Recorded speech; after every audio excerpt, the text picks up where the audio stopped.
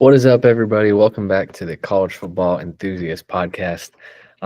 Today it's going to be kind of, I think, honestly, Beck, this is the episode I've been looking forward to most. Just kind of recapping week 0, doing Heisman winners, group of 5 winners, our playoff picture, and then week 1, getting to finally talk about Nebraska football a little bit more. And I'm excited for this one. So, yeah, let's just hop in from the week 0. Beck, kind of give me just your rundown from week 0 and kind of what stood out to you. Yeah, super excited for today's episode. But week 0, quick notes. Was really impressed with Kansas at home versus Fresno State. I thought they really handled business, and Daniels looked really good in that offense. I was really surprised at how close UNLV was versus Idaho State and how bad their defense was. That was worrying for that UNLV team that had high expectations. Was really impressed with the Hawaii Stanford game, and really cool to see the Rainbow Warriors pull that one out at the end. But I think we can take a little time and talk about the big matchup. Oh, yeah. That we were both a little disappointed in at the end of it, with Iowa State beating Kansas State. Yeah. What are your thoughts on that one? Yeah. I mean, overall, I kind of said this to you earlier, really sloppy, my kind of football, just pretty gritty and stuff like that. But I think overall it was a great game. Like Iowa State clearly deserved to win. Like I felt like they played harder than Kansas State did. And Iowa State just seemed like they wanted it more than Kansas State did. And I think like Kansas State had quite a bit of hope going into that fourth quarter after they scored that long touchdown. And I think they decided to go for it on 4th down inside their own 30, I think it was. So it was a bold move, something I probably would have done on our dynasty file. But I don't know. I think I probably would have advised to punt that one just because there had been a lot of turnovers in the game and stuff like that. So overall, though, really fun game, really fun way to start out the college football season. And yeah, after this week, I'm not on the Kansas State train anymore for them winning the Big 12. So that'll change my my college football playoff picture a lot. So yeah, those are kind of my thoughts on that one. And Rocco Beck looked insane in that game. He looked so good. Yeah, I think that's what the game came down to. I think Beck looked better than Avery Johnson, and just how clinical he was. Some of those throws, including I think the last 2 touchdowns, were just insane. Oh yeah, they were so good, really, really good. But I agree with you though on the KU train of Daniels looked really good, and I know we said in our Big 12 preview, if he can just stay healthy, KU could be pretty good this year. So yeah, yep. But yeah, anything else from week 0 we want to add before we hop into our Heisman winners? Just one thing to note on the game in Dublin is if Dylan Edwards is healthy at all in that game, because he never saw an offensive snap, I think that might have made the difference. Yeah. But just tough start in that game in a rainstorm on a rain-soaked field. But so I think that did him in. But yeah, that was tough for sure. That just did not play very well for K-State's favor. But yeah. So but yeah, hopefully K-State can bounce back. They play North Dakota this week. And then I think Iowa State plays South Dakota, which is funny. So yeah. Okay, so Beck, transitioning into Heisman race. I know you kind of picked 2 other guys to go with your winner, and I only picked one because it was the only other one I felt confident that would be a Heisman finalist. So why don't you go first in giving us your little Heisman rundown? Yeah, definitely. So I kind of narrowed it down to the three players that I think will end up there. I'm pretty confident on my winner, but the other two guys who I think could have a really good shot at it that will be close are Cade Klubnik, Clemson quarterback, and then Jeremiah Love from Notre Dame, the running back. I think if Jeremiah Love is healthy all this year, I think with a young quarterback, they're going to lean on him a ton. And I think he's going to go for crazy numbers this year. Yep. And then Klubnik, as I said during the ACC preview, I'm super high on Clemson and I'm super high on Klubnik. So I think with everyone back on that roster, I think that Clemson offense is going to be dangerous. And I think they're going to be a super high win team. So that's going to be on Klubnik's side. But I think they both fall short. And I'm curious if this is also your pick. I have John Mateer winning the Heisman this year. Okay. That is not my pick, but I love it. It's a great pick. It's a great pick.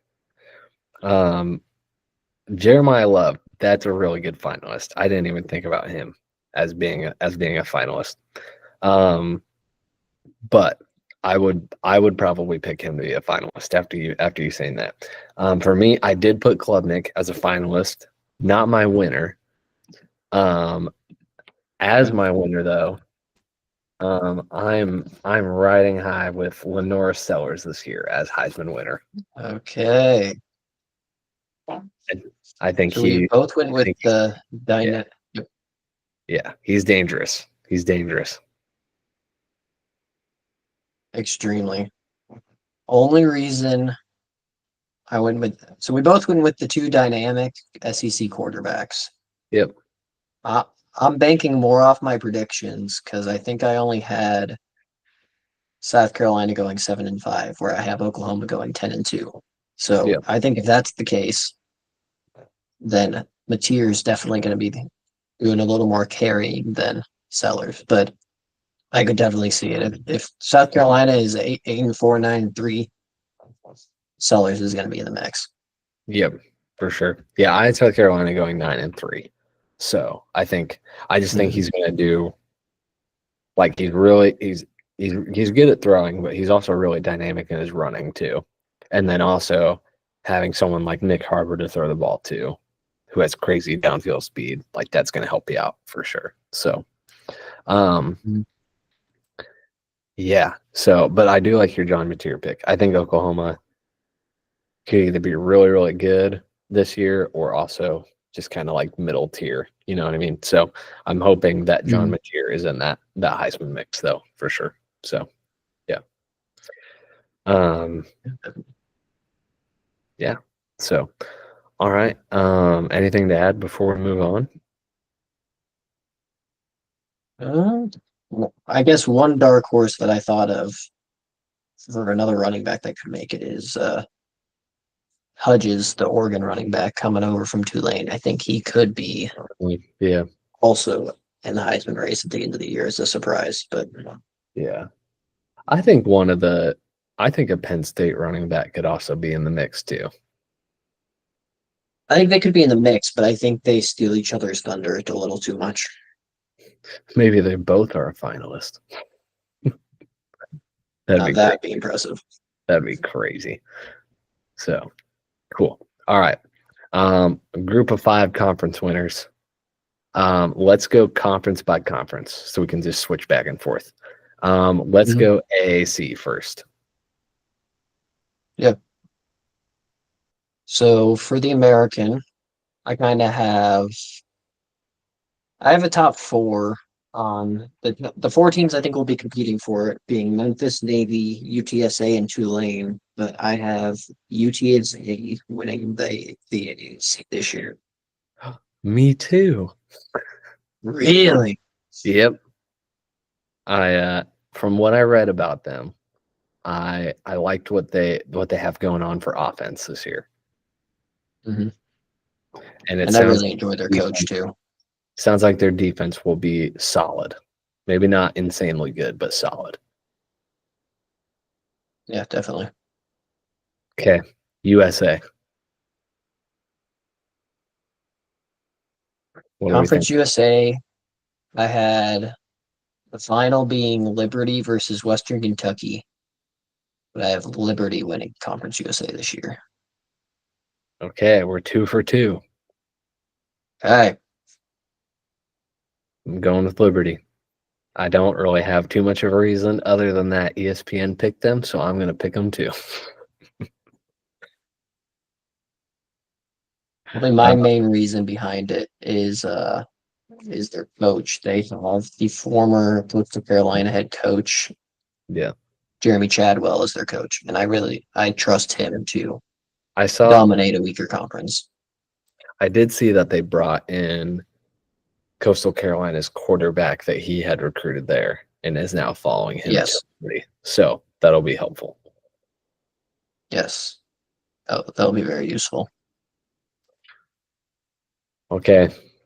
Beck, our favorite conference ever in the history of the world, the MAC. Who are we thinking? So I think there's a top tier of Toledo, Buffalo, Ohio, and Miami of Ohio. Okay. And as much as I wanted to go with my Buffalo Bulls, I couldn't because I think Toledo is too good this year. I have Toledo winning the MAC. Okay. Okay. Well, I think you'll be happy to hear that I went with your Buffalo Bulls. Let's go. Not really for any reason other than that. I'm pretty sure I read that their defense is supposed to be really good and that their run game should be really good because they have really good running backs, apparently. So Yeah, I think they brought back their backs. So yes. Mountain West, I think we can both say it at the same time. Boise. Boise. Not much to be said there.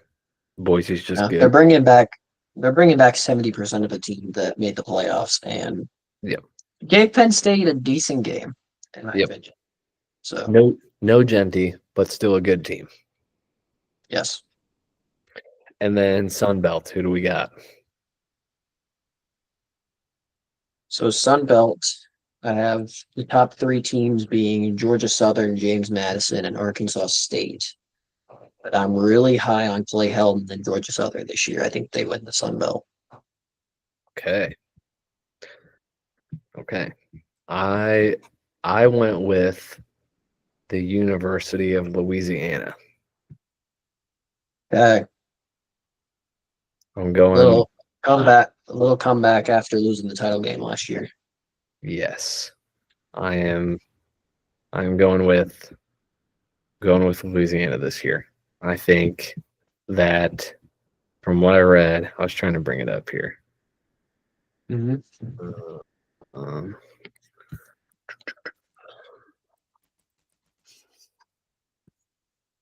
bring it up. They were bringing in somebody, and I was very interested about who they were bringing in.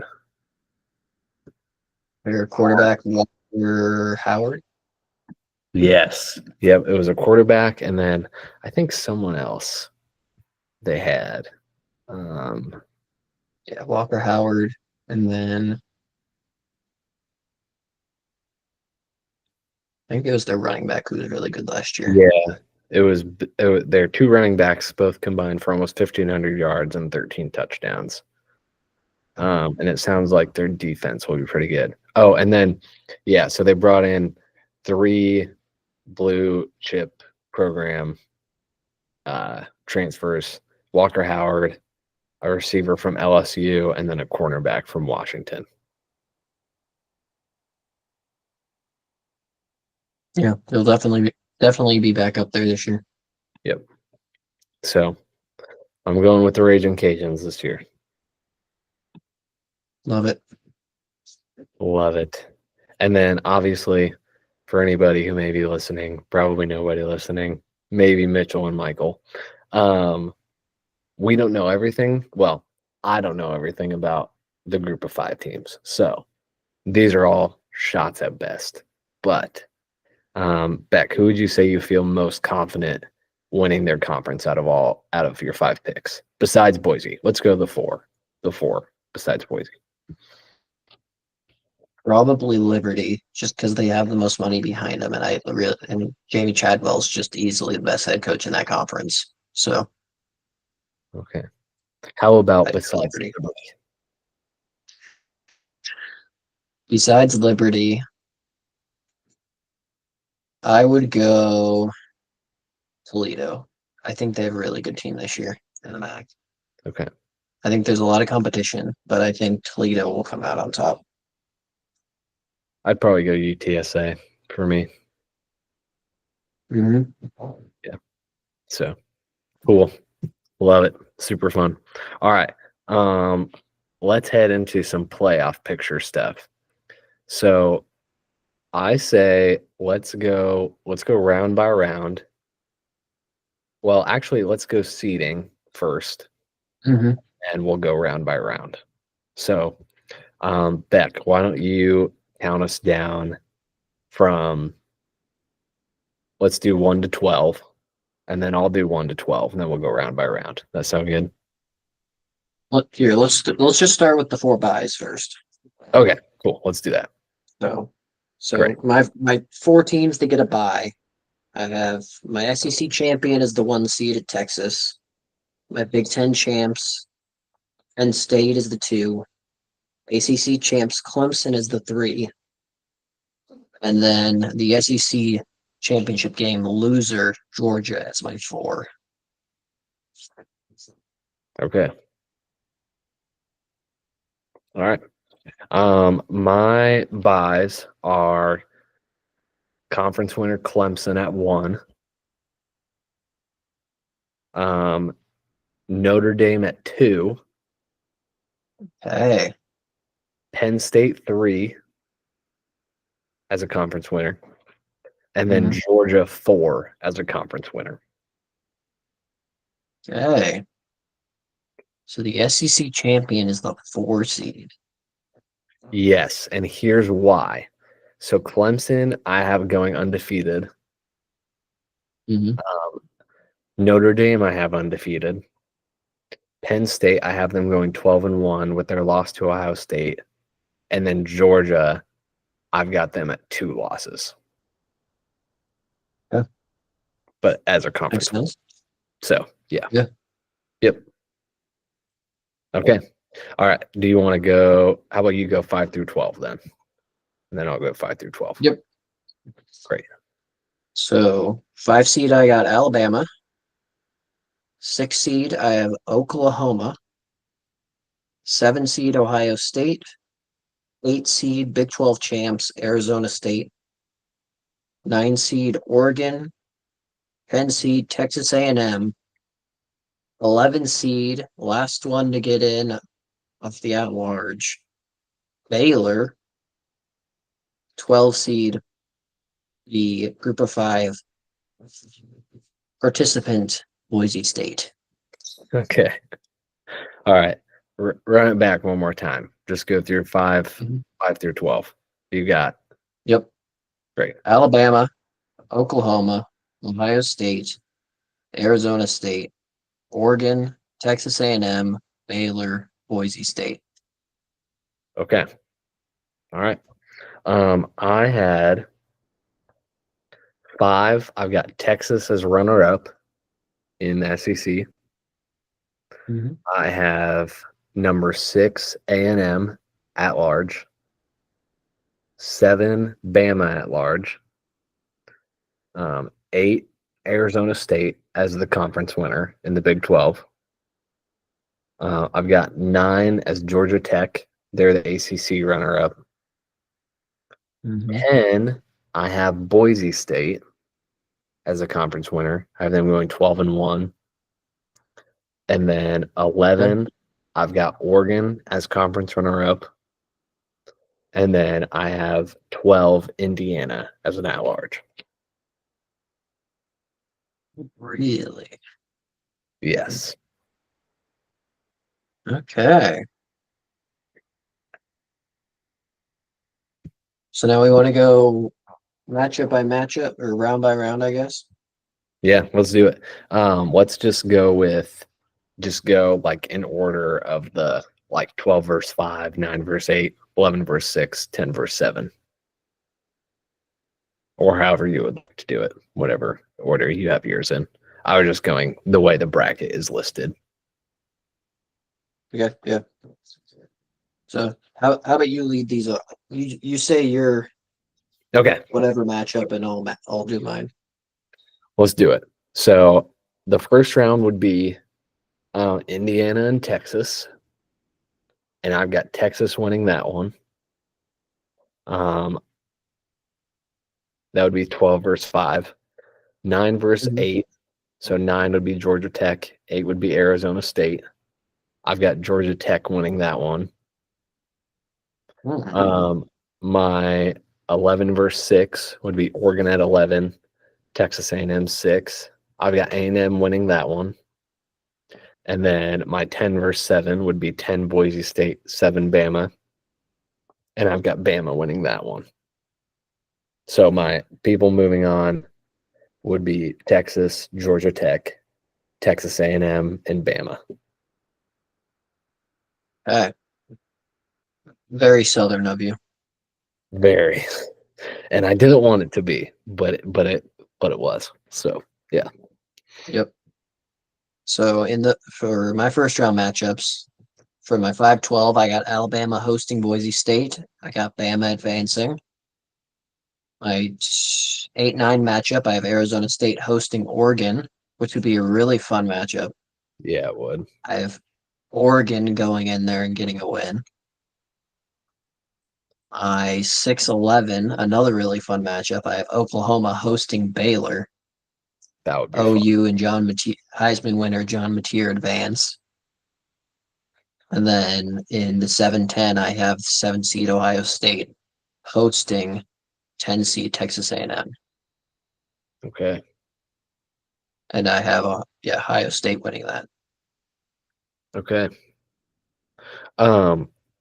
One preface I should say is that my 11 seed Oregon, who won't make it past the first round in my eyes, they are the first 3-loss team to make it that didn't have to be put in because Clemson was put in last year as a 3-loss team. Yeah. So All my teams were 10-2 or better. okay. And I left out multiple 10-2 teams as well. I had a very top heavy college football season based on my predictions. Yes. I left out, just out of curiosity, who did you leave out? Because my two that I left out that were notable enough was Illinois at 10-2, because I had them losing to Indiana. And then I had Baylor at 10-3 as the Big 12 runner up. So I had 10-2 Indiana missing out. I had 10-2 Georgia Tech missing out. I had 10-2 Kansas State, 10-2 Texas Tech, both missing out. And then I also had 10-2 Notre Dame missing out barely to Baylor. 10-3 Baylor making it in over 10-2 Notre Dame. Okay. Cool. All right. All right. Round 2 of the playoffs. We're now into the quarterfinals. So I'll just go 5-4, 9-1, 6-3, 7-2. So my 5-4 game would be Texas, Georgia, and I have Texas winning that game, finally getting the Georgia monkey off their back. I've got number 9 Georgia Tech playing Clemson, and I've got Clemson beating Georgia Tech for the 3rd time this season in this game. And then, which would be just so demoralizing for Georgia Tech. And then I've got Texas A&M playing Penn State, and I think A&M brings down the Nittany Lions. And then I've got Bama playing Notre Dame, and I think Bama wins that one. Okay. So for mine, I have 4 seed Georgia playing 5 seed Bama. And I think DeBoer goes in there and gets a win. Alabama go to the semis. I have 1 seed Texas playing 9 seed Oregon. I think Texas takes care of business in a close matchup. I then have 3 seed Clemson versus 6 seed Oklahoma. I have Clemson advancing in that one. And I have 2 seed Penn State facing 7 seed Ohio State for the third time, and Penn State win their second straight game versus Ohio State to advance. Okay. So great. So your semis would be Bama, and then Penn State, Texas. Clemson, and Texas. Okay. Awesome. Yep. All right. Okay. My semis would be Texas playing Clemson, 5 seed versus 1 seed. I've got Clemson winning that one. And then I've got A&M playing Bama as the 6 seed versus the 7. And I've got Bama winning that one. So championship, Okay. we're running it back. Clemson, Bama. Is this 2019 all over again? Or 2018, whatever it was? In many years is what it was. Mm-hmm. So, yes. So we actually agree on 3 of the 4 teams in this case. You just have, was it A&M? Do you not have A&M in your semis? No, you have A&M. I have Penn State. Okay. So you and I have 3. Okay. The 4 Yeah. semifinals. 4 semifinals.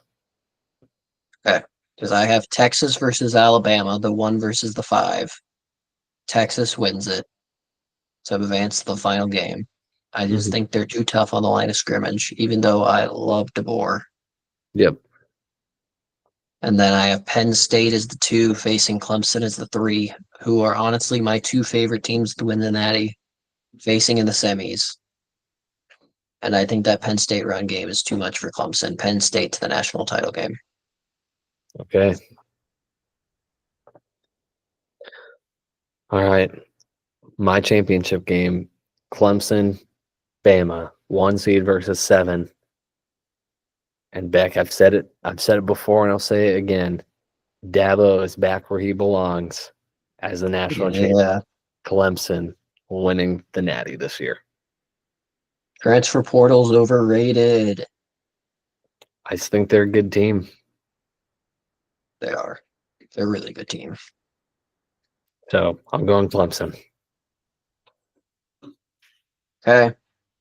So even though we had 3 of the 4 same teams in the semis, we have completely different title games. And with Texas facing Penn State, I think the Big Ten runs it back for a 3rd straight year, and Penn State, bringing back most of the roster, just like the 2 previous teams, wins the national title game. Okay. James Franklin finally gets the respect he deserves. He's a great coach. He's such a good coach. Man. Okay. That was fun. I'm glad I got to do that. Mm-hmm. I'll be really curious how that turns out now. I know. Now we have it written in paper, so this isn't going anywhere. Nope. Ah, man. Okay. Well, anything to add before we move on to a little week 1 preview? Don't think so, other than just can't wait to see how wrong we are. I know. Me too. Yeah, it'll be fun. Okay. So, week 1. This is a great week 1. Oh my goodness. There's so many good games this week. So good.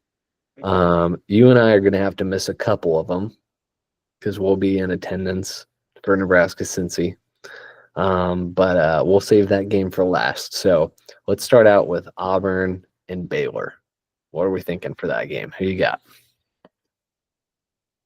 Honestly, this might be, other than the big noon kickoff, I think this is the game I'm looking forward to the most because this is a Baylor team I have making the playoffs, and with a quarterback who I almost put in the Heisman race in Richardson. But I think Baylor ends up pulling this out at home, and I think a lot of people start paying attention to what Baylor's doing after this. Hmm. Yeah. Yep. I've got Baylor winning. I think it'll be close, but I think Baylor's going to win. Agreed. Cool. All right. Georgia Tech, Colorado. How about you go first on this one? Georgia Tech by a lot. I think I would feel confident in saying Georgia Tech by 17 or more. Maybe 21 or more. That's bold. What do you think? I think it will be somewhat close, mostly just because it's in Boulder. But I do think Georgia Tech wins this by double digits. I wouldn't say 3 scores, but I think double digits. Okay. Yeah. I'm Has Colorado named a starting quarterback yet? Not that I've seen. I haven't seen anything for it either. Do you think it'll be Salter? I think it will be at least a start. I wouldn't be surprised if the freshman ends up playing in first game, especially if they're playing like you say they will. Yeah. So, but I'm fairly confident Salter starts the season out at least. It's not that I think Colorado's that bad. I don't think they're amazing. And I've nothing against Colorado as a program. Like I don't dislike Colorado, like the players or Prime or anything like that. I just think Georgia Tech is really good this year. Like I'm very high on Georgia Tech. So yeah. You had them as what, the 8 seed? So Yeah. Yep. Yeah. So cool. All right. Texas, Ohio State, possibly the biggest regular season game of the year in some people's eyes. I mean, a replay of a game we only saw what 9 months ago, 8 months ago Mm-hmm. in the semifinals. So Yeah. I, Who I are think we it will thinking be, your pick? yeah. I think I think it will be close. I think there is an opportunity for one of the two teams to pull away, and I think either of them could do it. But I think basing this only on quarterback familiarity, basically, I'm picking Texas to go into the shoe and get a win. I think if this game was played in week 4, I think Ohio State wins this game. Yeah, that's a good point.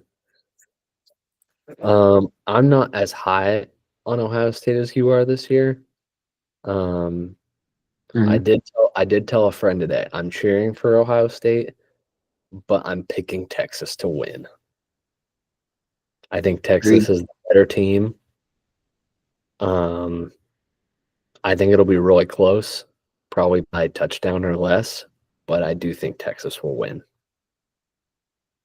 Granted, I will say I think Ohio State is the two best players on the field, one on offense, one on defense. But It's true. whether or not they can make a big enough impact for the win. Yeah. I I'm very curious to see how I really wish this game was not a big noon kickoff game. This game deserves Agreed. to be a night game. Granted, I mean, we have another game we're going to talk about in a second that is the new late kickoff. So Yeah, I'm glad they're not at the same time. me too. But it would be crazy if this was a night game. It'd be awesome. But Mhm. yeah. So I'm curious to see how rocking the shoe will be for a noon kickoff. I think it'll be rocking, but I think a night game would have been crazy. So Definitely. um excuse me. Um LSU versus Clemson. What are we thinking here, Beck? I think the curse of LSU opening nights continues, and I think Clemson wins this game by at least double digits. Oh, I think Clemson is just that good. what's the As line I at? said in the line is 1 second. Clemson by 4. Clemson by 4. So Yeah, close I think it's game. more than that. Yep. Yeah. Mhm. Yeah. Um, As I said in my playoff predictions, Clemson's my second favorite to win the Natty behind Penn State. So yep. I think they just have too much coming back for a LSU team that has a bunch of portable guys on it to be ready week 1. Yeah, for sure. Yeah, I think Clemson wins this one for sure. I think it'll be semi-close. Um, Probably, I think Clemson will probably win by double digits. Um, I'm thinking like the 10 to 13 range. That's Um, where I'm yeah, at. I just think Clemson's too good, and it's Mhm. at Clemson, so yeah, I just think it's gonna be Right, rocking. Clemson. That definitely. Right. So Yep, for sure. Um, all right. Well, I guess the last regular game before we get into a fun pick, and then we talk about Nebraska for the next hour. Um, let's do Notre Dame, Miami. Who we got here? So this is the one that I'm going with the upset on. And this Oh, is why I have Notre Dame missing the playoffs, is because I have them losing to Carson Beck in Miami week 1. what So what I are we think thinking score wise? I honestly think this one's going to be low scoring because I think Notre Dame's defense is just always going to be good. So I think that Notre Dame's able to keep it close, but Carson Beck's able to make enough plays late that he outduels. I think it's CJ Carr's the starter for Notre Dame. Yep, yep, So I'm thinking like 23-20, something like that. cool. Um, I'm gonna pick Notre Dame to win this one, as I have them as my 2 seed. I think Miami's defense is improved, but not improved enough. And I think Jeremiah Love carries the new starting quarterback to victory. Um, I think it's close. I'm kind of thinking, yeah, I don't think a lot of points are scored. Like you said, Notre Dame's defense is really good, but Notre Dame's offense is going to have some growing pains. So I think I'm going to Mhm. say pretty low scoring.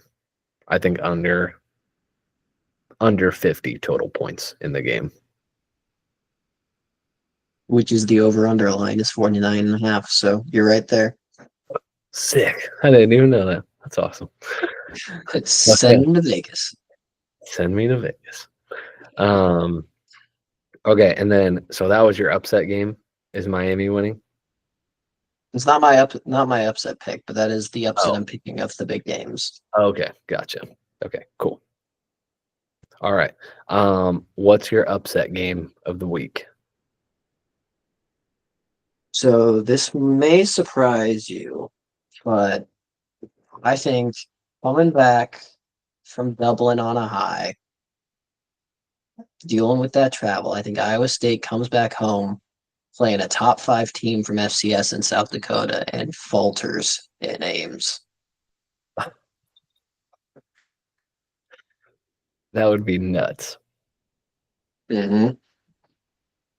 I thought What? about maybe doing K-State as well, but I think they're a little more angry, and South Dakota's a lot better team than North Dakota. So What are we thinking like score wise here? Like last second field goal they lose.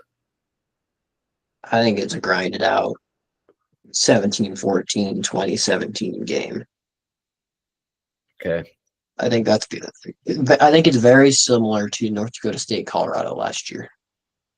Okay. Just South Dakota makes a few more plays, Okay. and Iowa State's not up for it after having to travel across the Atlantic this week. Yep. Okay, that's fair. My upset pick, so going way back to our Big Ten predictions, I'm going to change this one. I think Northwestern goes into Tulane and beats Tulane. Thought about that one. That should be a fun game. Tulane is 6-point favorites right now. And I think Preston Stone and Northwestern walk in to Tulane and they get the dub this week. I've seen some people picking Northwestern to go 7-8 wins, which would be awesome. Whoa, that'd be awesome. That'd be super cool. So yeah, that'd be a good start for them. Yeah, I was listening to some guys on YouTube this past week, and they were saying that they actually think Northwestern's got some pretty good players this year. So yeah, I'm gonna change that prediction. I had them originally losing to Tulane, but I think they'll get the win this week. So yeah, it is the 2-year cycle for Northwestern. So it is. Give their players a year to cook, and then they come out ready to play. So it's true. Okay, Beck, it's that time. Yes, sir. If you don't care about Nebraska football, now's your time to leave the podcast, as Beck said before we got on. I'm getting nervous, man. Nebraska, Cincinnati, Arrowhead, 8:00 Thursday night. The weather's supposed to be beautiful. The scene could not be more perfect. I've heard it's supposed to be a sea of red. A big sea of red. Like 66,000 Nebraska fans and only 6,000 Cincinnati fans, which is crazy. So just kind of we don't have to do a prediction right now. Just kind of give me your thoughts. What are we thinking going into this game? What are you excited about? What are you nervous about? Just walk me through what's going on in Beck's mind for this game. First of all, I'm just really excited to get to see this team. It's Rule Year 3. We've been building for this for the last few years. We got Year 2 of Dylan. Really excited to see some of these transfers as well. I think this team's going to be dynamic on offense. I think the back end of this defense is going to be stout. Best O-line we've seen for Nebraska in the last decade at least. I'm really just hoping that half of what I just said comes true. But I think for this football game specifically, I think this is going to come down to the Cincinnati offensive line versus our young defensive line and how that plays out and whether we can stop them or not. Because I think Nebraska's scoring no matter what. It's just whether the defense can allow the offense to get a lead.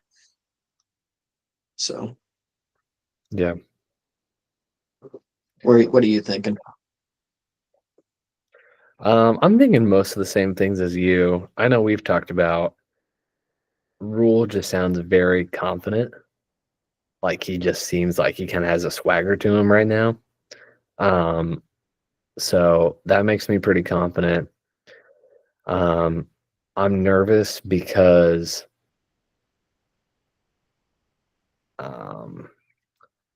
we just haven't seen Nebraska win a lot.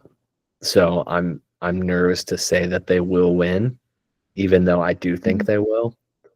I think this team, as much as my head wants me, well, not my head, as much as my heart wants me to think that they'll just be this Nebraska team we've seen for the past decade of losing close games and not being able to win a big game. I think my head is saying this team is different and they're going to come out and win. And I think pretty convincingly too overall. And so I'm concerned about the D-line. I think the D line will be solid. They're not going to be as good as they were last year, obviously. Mhm. It's hard to replace Ty and Nash and James Williams and Jamari Butler.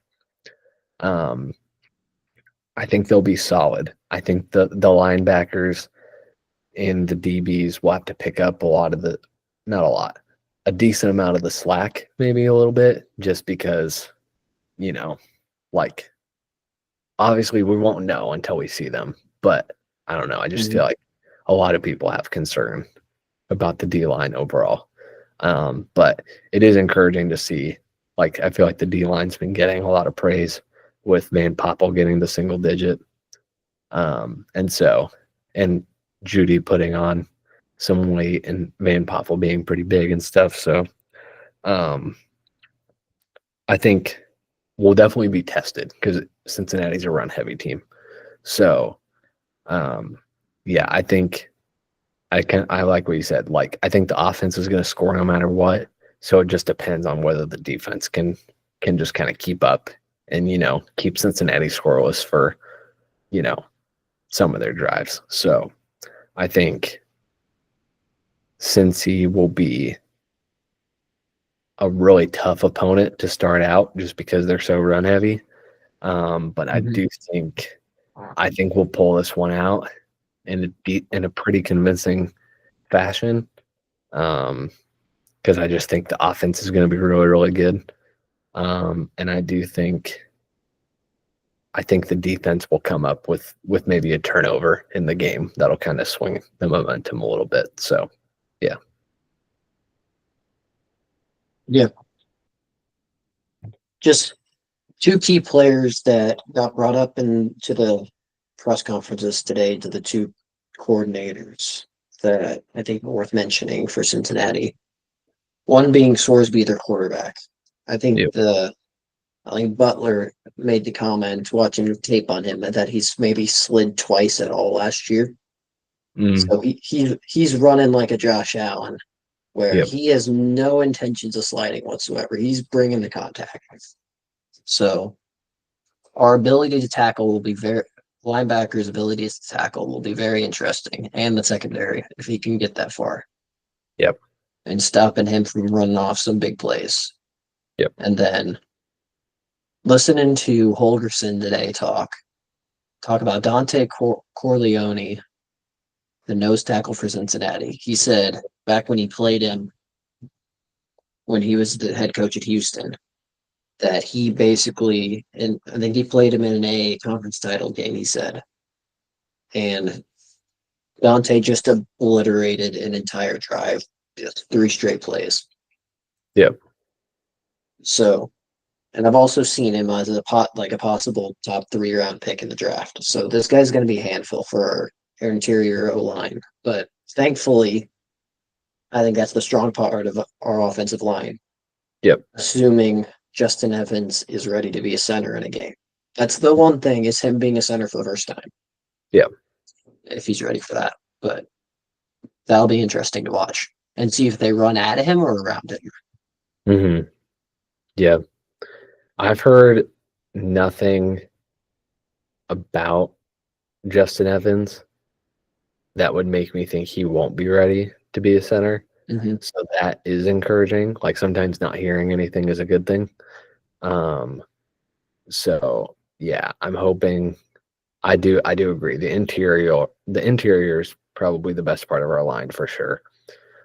So I'm curious to see how Latovsky and Spindler and Justin Evans will handle that pressure.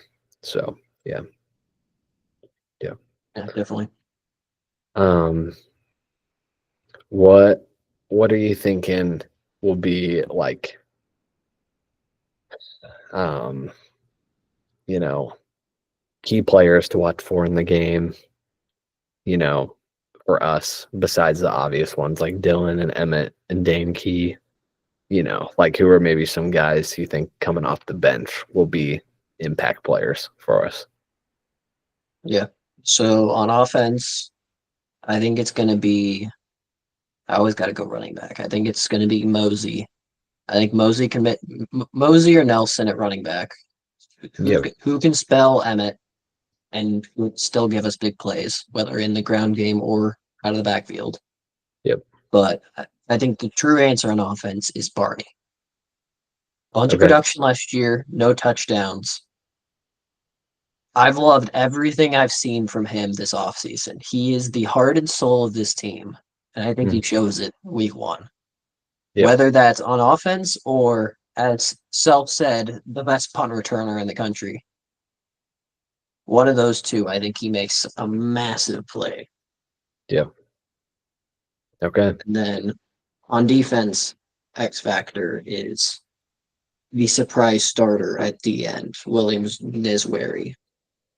I think if he's playing I think the coaches, I think Rule said the other day that he's a completely different player from what he was in the spring. So if a top 10 guy out of high school is playing with effort, he could be a problem.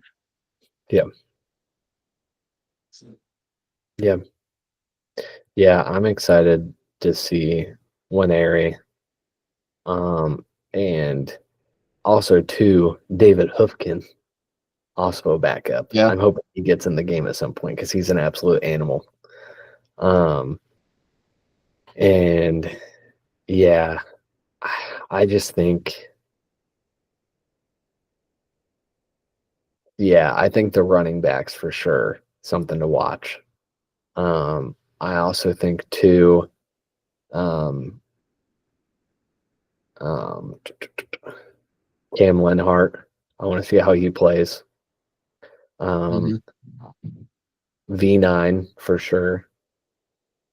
And then I also want to see how Malcolm Hartzog kind of fits into his role this year as well. Yeah, finally settled in at the nickelback. And Andrew Marshall as opposite corner of Sierra Wright too. Yeah, we've heard really good things about him. Now we just need to see it ourselves. Yep. Ah, I got I'm I got two more real quick. Yeah, go for it. So one being the surprise backup in the jack position being Jordan Ochoa, who's Yep. ahead of Willis McGahee. Yep. I can't wait to see what this kid can do because Yep. that's a big surprise. Yep. But the true X factor and who we should have started this all with being Archie Wilson, our true freshman punter, Oh yeah. the star of this program. I hope we don't have to punt. I agree, but I'm going to be excited when we do. Yep. Because honestly, if we line up the punt, the odds of us actually punting is probably like 30%. Especially first time of the game. I think Rule's going to go crazy with it. I think I disagree with you there. I think if he comes out, he's gonna punt at least the first time. I don't know. I think he pulls it. I say like Yeah, 70-30. 75-25 for me. Okay. Yeah. No, I agree. I think, I'm very excited to see when he does actually punt what that'll look like. So, yeah, I'm nervous, man. I'm ready to cry tears of joy with you as we win Thursday night. I'm ready to have my feet up by the third quarter. I would hope so. That would be awesome. Okay. Score prediction. What do we think? You can even walk me half by half, quarter by quarter. What you think? I think it goes one or two ways in the first half. I think either we are way too hyped and we go down early because of it, or we showed up ready to play and we just run it on them, run up the score on. So I'll kind of give you two score predictions, but I'll give you the one I think it actually will be. So if we do run it up, I think that score ends up being like 45 to 17 if everything goes to plan. Yep. What I think it's actually going to end up being is more like 30. I'll say 37 to 28. No, 37-24. Okay. 3 field goals in there. Okay. Um, okay, for me, I've been kind of playing out some scenarios in my head. Hmm. I think this game, I don't think it'll be as much of this game as another game in our season will be that we'll cover later. But Nebraska Cincy just kind of has some Colorado vibes to me. Like you can just tell this team is hungry. Nebraska's ready to play.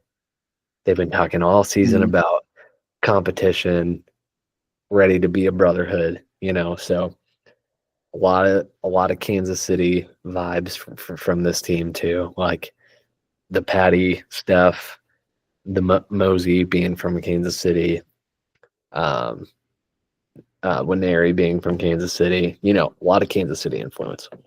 So I think it's going to be, I think they're going to come out hype no matter what. But I can't decide if the hype will hurt a little bit or if it's really going to help. But I'm thinking we jump on them early. I think it's going to be like 14-7 maybe, kind of going maybe end of first quarter, middle second quarter. I think the defense will probably let them score the first drive because the defense will need to settle in. And then going into half, I'm going to say we're up 28-14. And then kind of going in third quarter for fourth quarter, I think we kind of just start to run away with it a little more. And so I'm thinking final score. As much as I don't like it, I'm going to go 45-24 Nebraska. Uh, And I think that's if we play really well. But I think if we are shaky, I think we still win. But I think it's more like a 35-31 type of game. yeah, I can definitely see that. So, but I'm gonna be positive, Beck.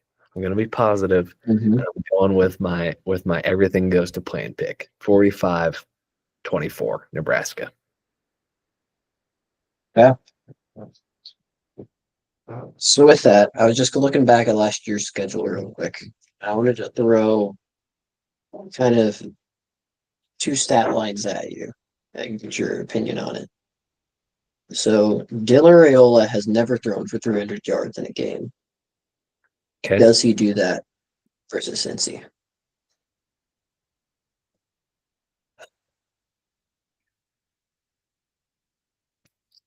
Because Dylan threw for 297 versus Illinois, and he threw for 293 versus Wisconsin last year. But he never broke the 300.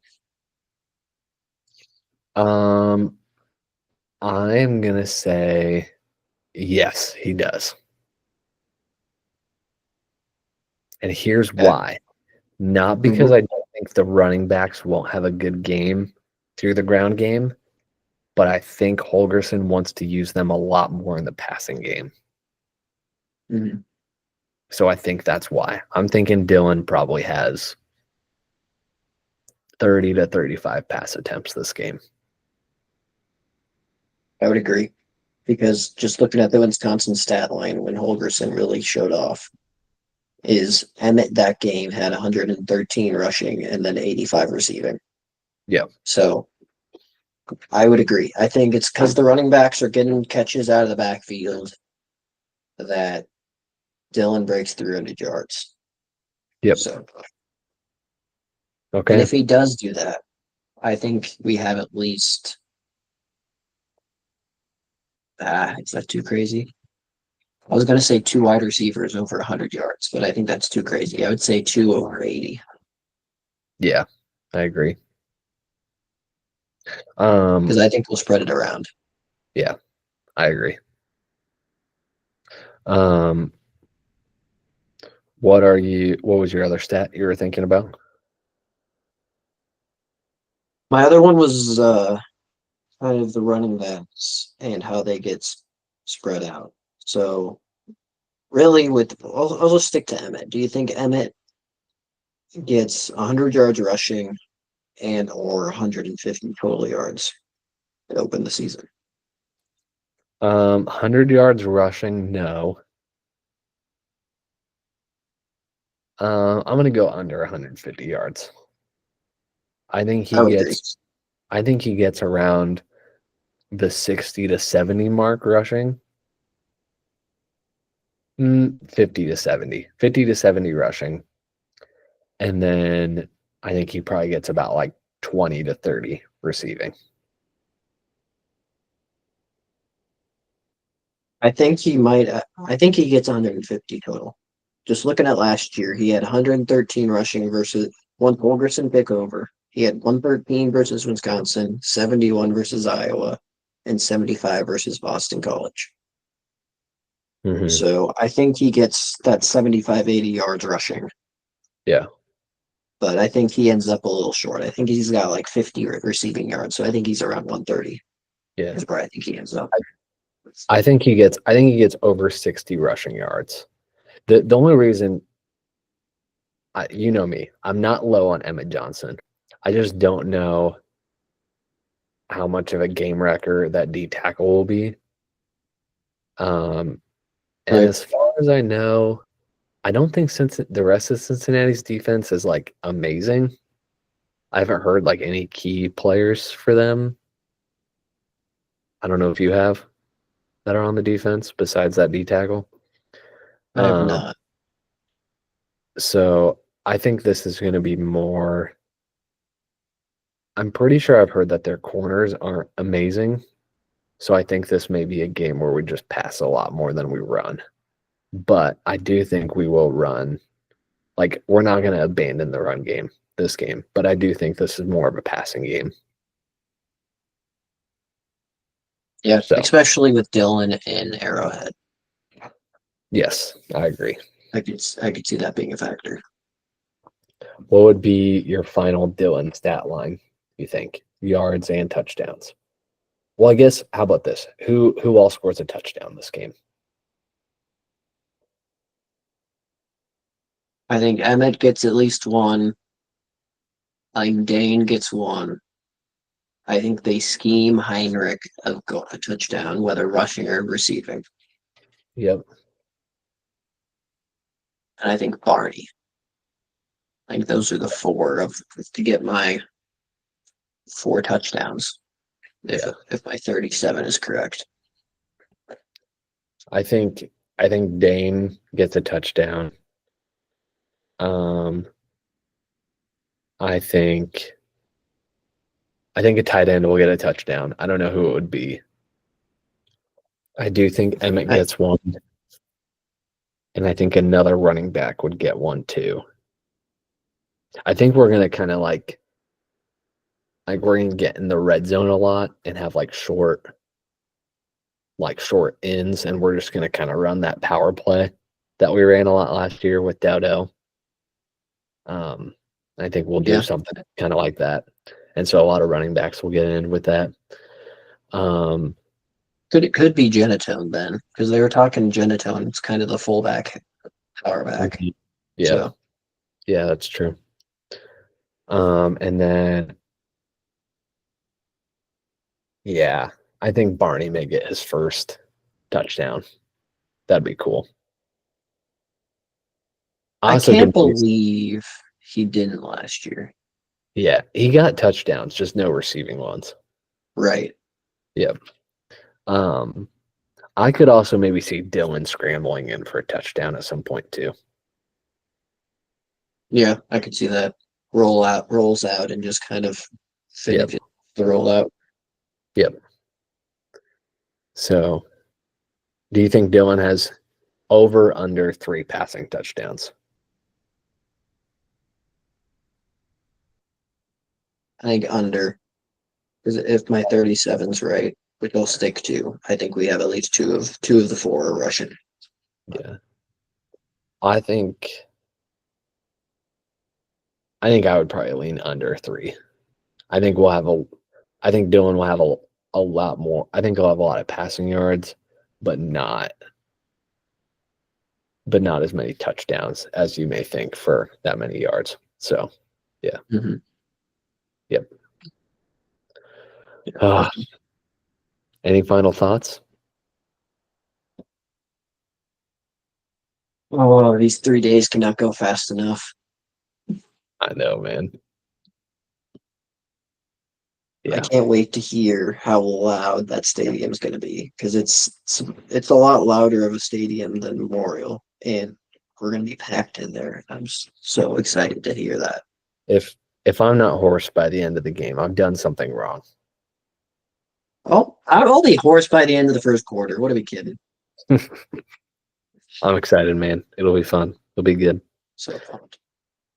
Nebraska 1-0. It's going to be a good season. GBR. GBR. So, all right, everybody. Well, this was fun. If you're still with us, you're a brave listener. And yeah, we'll see you guys in the next episode. Until then, we'll see you later. Bye.